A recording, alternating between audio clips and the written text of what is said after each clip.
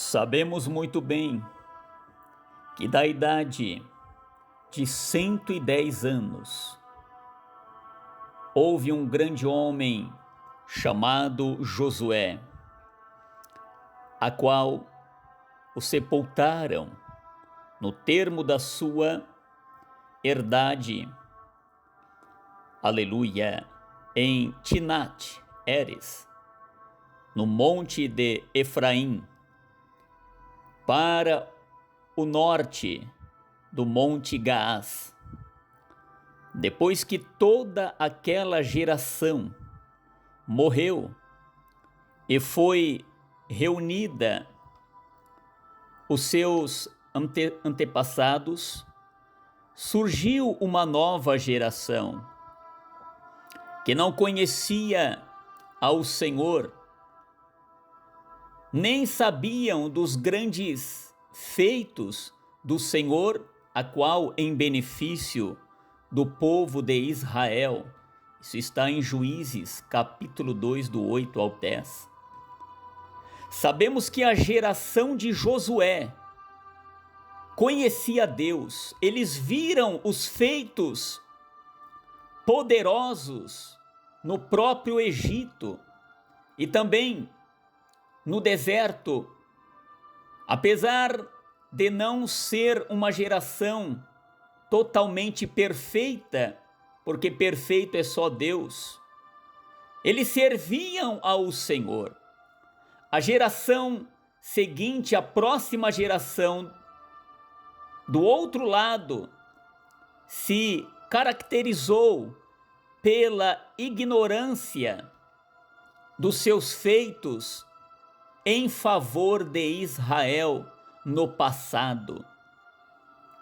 Fica bem claro que a geração de Josué falhou por não disciplinar nem instruir os seus filhos através da palavra do Senhor, através, aleluia, do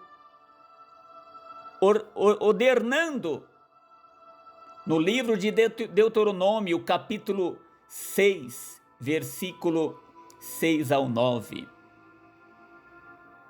É de uma grande responsabilidade desta geração atual instruir e mostrar os princípios da lei do Senhor e procurar ser exemplo na prática da palavra. O grande problema desta geração atual é a falta de paradigma. O que significa paradigma? Ser um grande exemplo, servir como um grande modelo, servir como padrão. Padrão é aquilo que não se muda. Uma grande inspiração, o que deve ser seguido. Que tipo de legado está sendo deixado para os nossos filhos e também para as futuras gerações? Será que estamos mantendo a profundidade com raiz na palavra de Deus, para que seja seguida pelas futuras gerações? Quais são os exemplos de vida? Estou falando de vida, de conhecimento que estamos deixando para estas gerações. Que tipo de princípio, valores estamos transmitindo para os nossos filhos e para esta geração? Nós estamos vendo uma geração que não busca o Senhor com temor, estão sem temor a Deus, sem respeito ao próximo. Estamos vendo uma geração que não obedece, uma geração que é orgulhosa, que anda de cabeça, aleluia, para cima, que não abaixa a sua cabeça, que não aceitam serem disciplinados, No livro de Provérbios está escrito: uma geração cujos olhos são olhos altivos e cujos as pálpebras são levantadas para cima. Provérbios capítulo 30, versículo 13. Nós estamos vendo uma geração perdendo seus próprios valores, que foi deixado pelos nossos pais, pelos nossos tutores, pelos nossos discípulos, pelos nossos pastores que lutaram, pelos marcos antigos.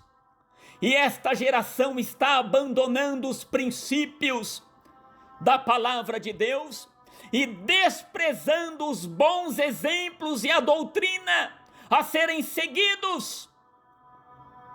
Esta geração atual está tendo dificuldade de encontrar um referencial a ser seguido, a qual os homens desta geração atual deveriam se inspirar, deixando a desejar. Infelizmente, a falta, como eu falei, de paradigma, de exemplo, como modelo e padrão atual a ser inspirado e deixado para esta geração.